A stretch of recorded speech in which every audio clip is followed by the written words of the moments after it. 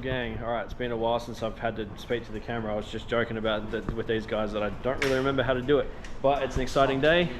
We're getting the power plant back in the car, so we're at All Fire Garage right now. There's one familiar face back there. That's Ashton. He hasn't been in a video before, but Cam's up there. Keith is a very familiar face. You've been seeing him a lot since I've got in the car. But it's also had a bit of a facelift of sorts. We got a different color now, which is exciting. It's I wasn't sure why Cam was asking me what color the car was, but yeah, it makes sense now, and I like it a lot. So we got a little bit of fidgeting to do. Another thing that All Fire Garage did for me was they serviced the power steering pump. I gave them the service kit that I picked up from RPM. Jack, Cameron's brother, you saw him in the first video where we dropped this off. Noticed that the power steering pump was leaking, and it turns out there was a broken seal in there, so they've replaced and fixed that for me. We are going to have a chat with Cameron a bit later about the intricacies of what actually went on during the rebuild, because it was not without its speed bumps.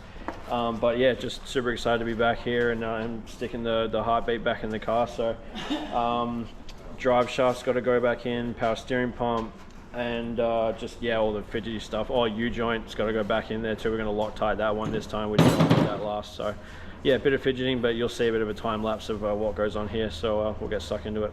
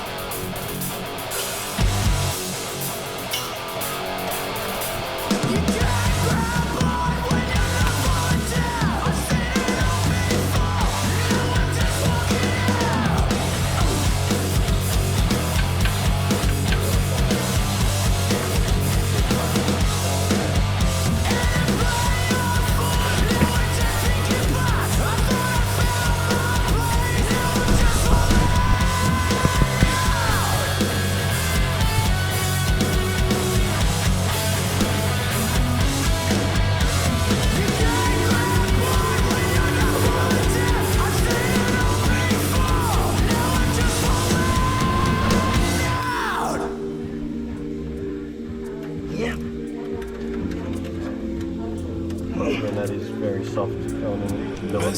Yeah.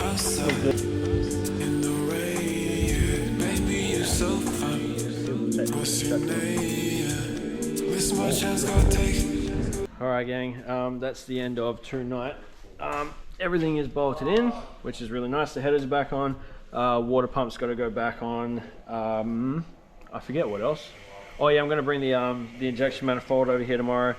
But yeah, it's pretty sick to see the engine back in the car for a long time. So this isn't the end of the video, but we will carry on tomorrow. And I was tits on a ball tonight because I got a pinch nerve in my back and I didn't have to lift a finger because these guys had it covered. So alright, we'll catch you tomorrow.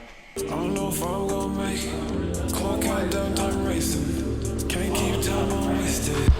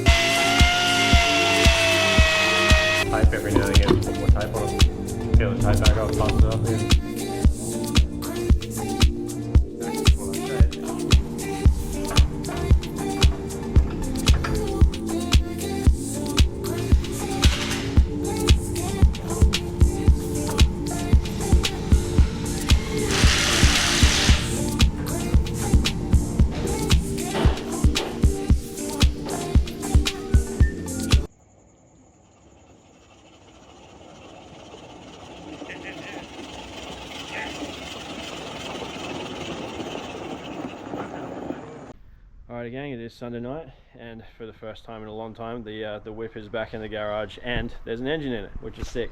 Cameron's here.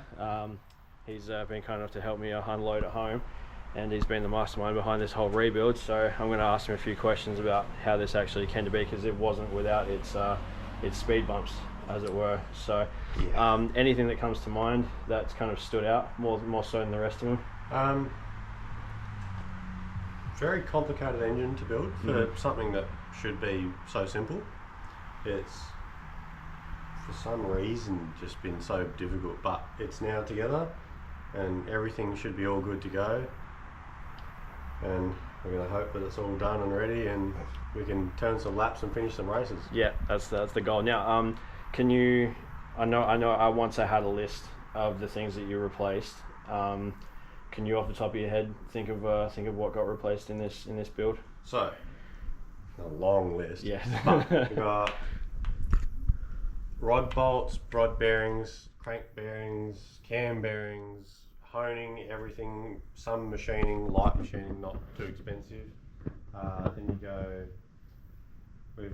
it's hard because with this series you have to use their specific parts in a lot of it. So to find a camshaft for it is very complicated. You have to buy a custom grind essentially, and things like the valve springs, for instance, you have to use their specific pack valve springs with their part number and stuff like that. So it's just been sourcing different bits and pieces without paying ridiculous prices like everyone's wanted, and especially through the Christmas and New Year's period. It's been quite difficult to get stuff. Yeah, that was a speed bump that we had to kind of jump over. Just with the time of the year that I gave you, the engine was less than ideal, with shops closing up, with shipping backing up. I'm gonna talk to you guys a little bit later. I'm not gonna stand here while I blow smoke up his ass. I'll talk to you about that in a little bit different. But yeah, everything was kind of put together very meticulously. You were very meticulous with the like the clearances on the piston bearings, stuff like that. Actually, to the to the rod bearings. And you have actually got me using a thicker oil than what I was using before. Can you kind of go into in a little bit of detail about why? Yeah. So your thinner oil, especially with a fuel like methanol usually gets into the oil and separates all the particles, destroys it, turns it to like this milky slush. Which we have seen, Yeah, which it ends up like water. It's just one of them things that is a characteristic of methanol fuel. Yeah. So the way you get around that is by running a better, thicker, higher temperature fuel or temperature oil, and that means you have to go through and clearance everything to use that oil. So the only thing that is a downside to that is you've really got to warm up this engine before it is raced and pushed to its limit. Yep.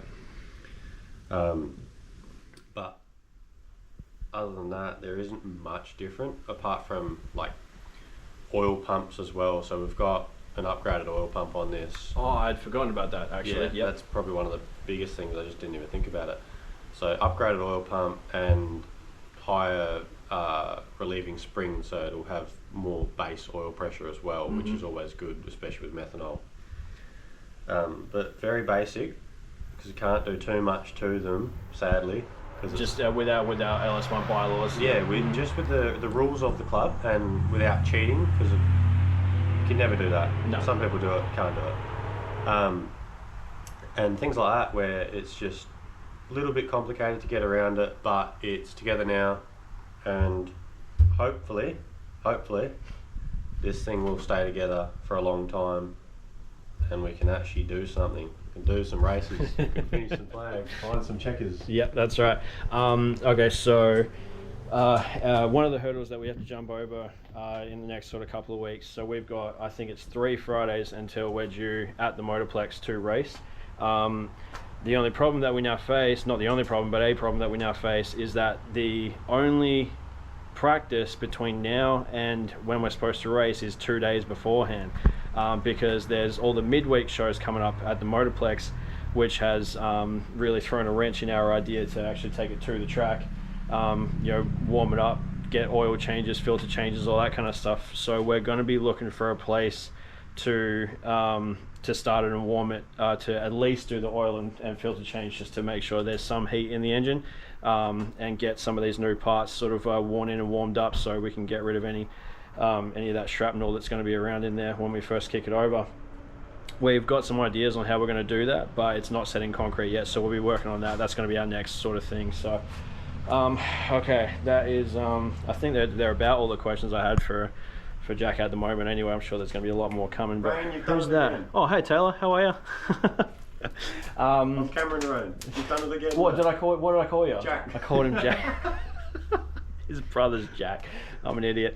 Yeah, I think they're all the main ones. But if I think of anything else, I'll put it in a bit later part of the video, because I'm going to do a little bit more talking once these guys have moved on. So now All Fire Garage has a Facebook page now. So All Fire Garage. It's TikTok and Instagram is all.fire.garage, if I'm not mistaken. They don't need any help from me, but if you do need work done, then these guys are your guy. Hammond Park, I'm pretty sure, is the suburb. Yep. So if you're south of the river, yeah, these are your guys. If you're a part of the LS1 club, if you have an LS1, or if you're watching this from the burnout community, I can't imagine that anybody would be, but these guys are the guys to follow. So yeah, man, look, thank you very much. We'll find a way somehow to to repay this all this work. So very much appreciated, and hopefully we'll get you some well-deserved results. What's up, gang? All right, this is going to be a really quick sign-off, because there's a lot of wheels in motion at the moment. Everything from getting the car ready to potentially start this weekend, to getting it ready to race, to getting some new signage to make sure All Fire Garage gets put on the car before we actually take the track, and the LS1 class actually potentially getting onto the track sooner than we're scheduled to. So that's all I can say about that right now, because it's not in concrete. If it gets concreted in, you'll be the first to know, because it means that we will be on the track sooner than we're scheduled to on the 15th of next month. But there's going to be a follow-up to this video, because the people that made this happen need to be thanked, and they need to be given due credit, because it's easy to say thank you for making this happen, but I've not really made it known like what was actually at stake and how close this was to ending. So yeah, I'm going to go into a bit more detail about that in the next video, but this was just kind of a bookend to the rebuild video. Just want to let everybody know that we have the engine back, and I'm so stoked about it. The fire in my belly is red hot right now. And yeah, but I will obviously still take the time to say thank you infinitely to All Fire Garage for doing this rebuild, to Parkin Print for funding it for the most part, and to all the Diamond Dogs who are a part of that program, who continue to support this even though we haven't taken a lap in over a year. So yeah, I need those things to be said and to be known. Going to go into a bit more detail in the next video, but I just want to let everybody know that it's really close, and it's yeah, we're super excited to get this thing going and get it on the track, which again should happen very soon. So yeah, that's about it from me. Thank you. If you're not subscribed to this channel, please do that. You'll notice there's a lot of content coming out from other drivers, which is a cool little side hustle for me. It allows me to be creative and contribute to Speedway, even though I'm not actually in the seat at the moment. So during this week, the Callum Williamson video will be coming out. That's without question, hands down, the best video I will make. Not I will make, but I have made so far. So the footage is off the chain, and there's a lot of fan interaction. There's a lot of there's no interviews in that one. They told me their vision for this video was to be sort of the fans as much as possible. Obviously the racing content, but they want to see the interactions that they have with the fans, because they have some diehard ones. So yeah, so look out for that. There's videos of Rico and Corey Elias and Brock Ziafos from when the Yanks were here. There's a lot of good content on there, if I may say so myself. That was a little bit cocky, but yeah, go and check that out in the meantime. But there's going to be a lot more footage of this car coming very soon, so which is super exciting. It's all kind of finally happening. So yeah, that's all I've got to say. So thanks for checking it out. Appreciate it. Till next time. Bye for now.